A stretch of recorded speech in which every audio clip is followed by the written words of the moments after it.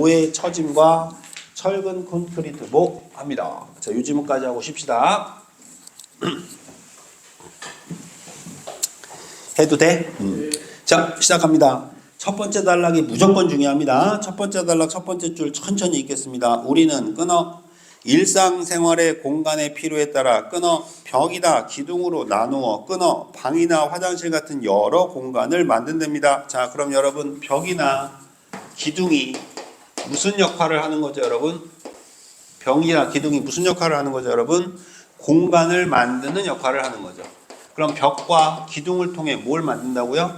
공간을 만든다고요. 맞습니까, 여러분? 그럼 여러분 물어봅시다. 벽이 많을수록 공간이 많이 나뉘어지는 거죠. 맞나요, 여러분? 기둥이 많을수록 공간을 나누기가 쉬운 거죠. 맞습니까, 여러분? 자, 그럼 이제 벽과 기둥이 공간을 나눈다. 아, 그럼 이 사람 벽기둥에 대한 이야기 하는 거구나. 자, 그럼 그 다음 볼게요. 이때 벽이나 기둥은 해서 주어가 벽이나 기둥으로 바뀌고 이제부터 벽기둥이 집중적으로 나오는 거예요. 이해됩니까, 여러분? 자, 벽이나 기둥은 천장이나 지붕의 하중을 떠받치는 역할을 하죠. 맞습니까? 자, 두 번째 얘들아, 공간만 만드는 줄 알았더니 뭐도 떠받쳐? 하중도 떠받치는 역할을 한대요. 그럼 얘들아, 기둥이 많을수록 위에서 내려온 하중을 더 잘 지지할까 못할까? 지지하겠지. 맞습니까, 여러분? 근데 기둥이 많으면 하중을 잘 지지하겠지만 공간이 많이 나눠지니까 불편할까 편리할까? 불편하겠지. 이제 이해됩니까? 생각해보세요. 기둥 한 6개씩 있어봐. 그럼 여러분들 이렇게 대가리만 내밀고 수업 들어야 되잖아. 맞니? 오케이? 이렇게 된다고. 됐어요? 자, 계속 갑니다. 그런데 비교적 좁은 구역으로 구분되는 생활공간과 달리 실내 주차장이나 교각과 교각 사이는 너무 조밀한 구역으로 나뉘어서는 안 되며 자동차나 선박이 통행할 수 있는 벽이나 교각 사이의 거리가 충분히 확보되어야 한다. 맞습니까, 여러분? 그럼 벽이나 교각이라고 돼 있지. 물어보자. 교각을 다른 말로 바꿔봐. 기둥이요. 그러니까 기둥이라고 써도 되는데 교각이라고 말만 바꿔놓은 거야 지금. 내 말 무슨 말인지 이해갔어요? 자, 예를 들어볼게. 그림 그려서 미안해. 자, 다리가 있어. 이게 다리야, 얘들아. 다리인데 기둥이 이렇게 서 있어. 아니, 그러면 위는 단단하겠지. 근데 이 사이로 배가 지나가 못 지나가? 못 지나가는 거죠. 내 말 이해됩니까, 여러분? 그러니까 이렇게 적당히 있어야 배들이 지나간다, 이런 얘기. 이렇게 적당히 있어야. 이해되십니까, 여러분? 아이고, 밑으로 떨어졌다. 여기까지 이해되십니까? 됐죠? 자, 이제 그 다음 봅니다. 자, 벽이나 기둥과 같은 구조물 사이를 가로질러 놓이는 형태의 구조물을 뭐라고 한다? 보라고 한대요. 보에다가 동그라미 빵 칠게요. 그럼 벽이나 기둥과 같은 구조물 사이를 가로질러 놓이는 형태의 구조물을 뭐라고 한다고? 보. 그리고 밑에 그림 보이지? 이 그림을 철저하게 이용하라고, 얘들아. 알겠지? 머리로 계산하지 말고 그림을 보면서 하라고. 아, 이게 보구나. 근데 뷰는 벽이나 기둥의 구조적 안정성을 높이고, 맞죠? 자, 무엇과 무엇? 벽이나 기둥의 구조적 안정성을 높이고 더 큰 하중을 지탱할 수 있도록 한대요. 그게 무슨 기능이네? 보의 기능이래요. 오케이? 자, 그런데 벽이나 기둥 사이의 거리가 멀어져 보의 길이가 길어지게 되면, 보이시죠? 그죠? 보의 길이가 길어졌죠? 이렇게 되면 보는 무슨 현상? 처짐 현상이 발생을 해요. 맞습니까? 즉 하중 때문에 밑으로 쏠린다는 얘기죠. 맞나요? 처짐 현상이 발생하면 구조물이 무너지지 않고 하중을 지탱할 수 있다고 할지라도 사용상의 문제가 있을 수 있다. 맞죠? 이런 다리 건너가려면 좀 위험하겠지. 자, 그래서 구조물의 안전을 확보하기 위해 설계 단계에서부터 보의 처짐을 계산하는 것이 중요합니다. 그림과 같이 두 기둥 사이를 가로지르는 보가 있다고 가정해 봅시다. 그림에서 보의 처짐은 두 기둥 사이의 중간 지점의 최대인 최대 처짐량이 됩니다. 거기 제일 많이 처진 데를 뭐라고 한다고? 최대 처짐. 그림 항상 이용해야 돼. 알겠지? 자, 이제 그 다음 뭐라고 돼 있어? 최대 처짐은 기둥 간의 거리에, 자, 이런 거 얘들아 절대 속으면 안 돼. 4제곱에 비례한다. 웃기는 소리 하지 말라고. 자, 우리가 무슨 이과도 아니고 난 4제곱이 뭔지도 몰라. 자, 그럼 물어보자. 이 정도는 알잖아. 이거 2의 4제곱은 2 곱하기 2 곱하기 2 곱하기 2다 이거잖아. 맞니, 얘들아? 그럼 결과적으로 한마디로 표현하면 비례한다는 거야, 반비례한다는 거야? 비례한다만 알면 되는 거야. 그럼 결과적으로 얘들아 처짐 기둥 간의 거리에 비례한다. 그러면 물어보자. 기둥 간의 거리가 멀수록 처짐도 많아진다. 이렇게만 이해하면 되는 거야. 이해돼? 수학적으로 이해하지 말고 무슨 쪽으로 이해하라고? 국어적으로 이해하라고. 국어적으로. 내 말 이해됩니까? 그럼 보의 길이가 길어. 기둥 간격이 멀어. 그럼 보가 많이 쳐져, 적게 쳐져? 많이 쳐진다고.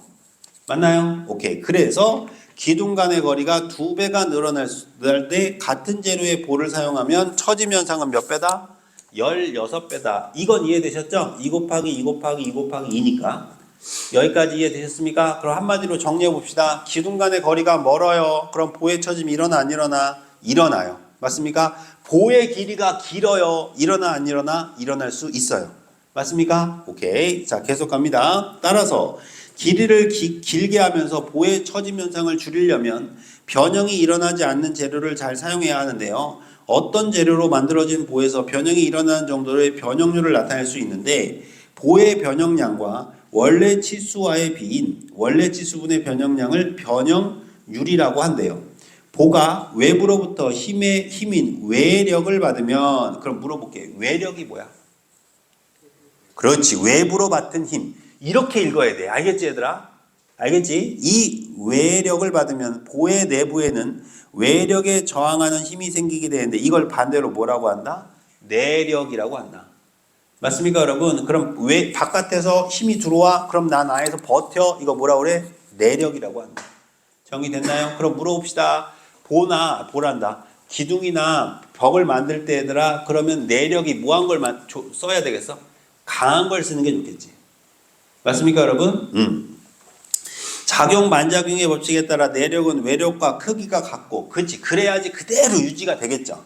외력이 10이고 내력이 10이어야 현 상태가 그대로 유지되겠지. 근데 예를 들어 외력이 10인데 내력이 20이야. 그럼 현 상태가 유지될 수가 없는 거야. 이해돼요? 그래서 이렇게 크게 갖고 반대 방향으로 작용하며 그치? 외력은 안에서 밖에서 안으로 내력은 안에서 밖으로 외력을 제거하면 맞죠? 외력을 제거하면 없어지는 겁니다. 그러니까 외력이 없으면 뭐도 발생하지 않아? 내력도 발생하지 않는 거죠. 맞나요? 그럼 물어봅시다. 철근과 콘크리트는 얘들아 무엇이 있을 때 내력이 발생하는 거야? 외력이 있을 때. 오케이? 자, 그 다음 외력에 의해 발생하는 내력은 즉 외력 때문에 발생하는 내력은 즉 외력이 있어야만 발생하는 내력은 즉 외력이 없으면 발생하지 않는 내력이란 얘기죠. 자, 지금 계속 제가 말 돌리기 하고 있지. 이렇게 말 돌리는 걸 엄청 좋아한다고 얘들은. 오케이? 제가 계속 갑니다. 외력이 증가함에 따라 증가하지만 재료마다 고유한 한계가 있어요. 그렇지. 내력이 아무리 증가한다 하더라도 한계점을 가지고 있다. 따라서 외력이 내력의 한계치를 넘으면 외력을 지탱할 수 없어 보가 파괴되는 거죠. 너무 당연한 거. 만일 같은 크기의 하중이 단면적이 다른 보들에 작용한다면 각각의 보에 발생하는 내력은 뭐다? 같을 것이다. 왜냐하면 외력의 총합이 뭐니까? 내력의 총합이니까. 맞습니까? 자, 그런데 이때 하중이 더욱 커지면 단면적의 큰 보는 파괴되지 않았고 단면적이 작은 보는 파괴될 수 있다. 이는 단위 면적당 지탱할 수 있는 힘이 커지기 때문이다. 따라서 보의 강도를 판단하기 위해서 단위 면적당 내력을 고려해야 되는데 단위 면적당 내력을 뭐라고 한다? 응력이라고 한다. 자, 내력에 따른 말 뭐 나왔니? 응력이 나왔네. 콘크리트는 다른 재료에 비해 단위 면적당 지탱할 수 있는 응력 맞습니까? 응력이 큰 거예요. 시멘트나 모래와 자갈 등을 섞어 물을 반죽하기 때문에 다양한 형상의 구조물을 만들어 응력이 센 거예요. 그래서 보혜 재료로 활용됩니다. 특히 콘크리트 구조물은 물체를 양쪽에서 밀어붙이는 것과 같이 압축하는 외력에 저항하는 힘이 큽니다. 그럼 얘들아 무슨力이 크다? 내력이 크다. 그렇지. 또는 응력이 크다 이래도 되겠죠. 맞습니까 여러분?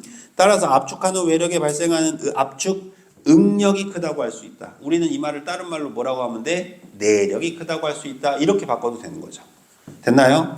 그러나 물체를 양쪽에서 잡아당기는 같은 인장하는 외력에 저항하는 힘인 인장 응력은 압축 응력에 비해 이 정도이므로 콘크리트는 내력을 높일수록 그 차이는 뭐한다? 더욱 커진다. 맞습니까? 그럼 물어봅시다. 압축 응력은 크지만 인장 응력은 좀 작네요.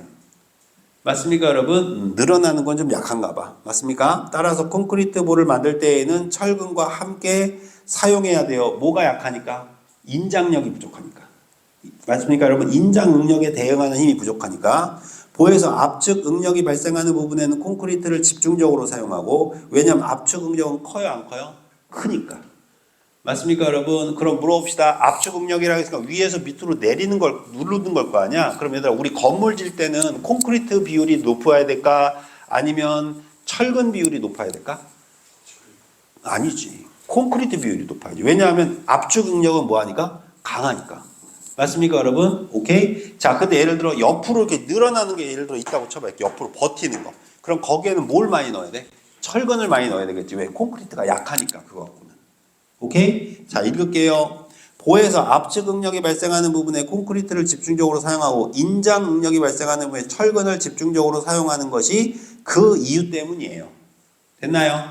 그래서 철근은 인장 응력이 크며, 맞습니까? 콘크리트와 열팽창 개수가 비슷해 온도의 변화에 따라 콘크리트와 비슷한 정도로 늘어나거나 줄어들 수 있기 때문이다. 그래서 인장력이 강한 건 뭐고? 철근이고, 맞습니까? 압축력이 강한 건 뭐다? 콘크리트다. 이렇게 두 가지로 분리한 거. 이해됐니? 오케이. 자, 요렇게 지문 이해하시면 되겠고요. 오른쪽에 보면은 그 오른쪽에 213페이지에 보면 얘들아, 선생님의 만점 구조도 해가지고 이렇게 한번 쭉 정리되게 써놓은 거 있잖아. 이거 나중에 복습용으로 활용하면 너무너무 좋겠어. 알겠지? 요거 한번 칸 채워보면서 한번 써봐. 됐니? 네.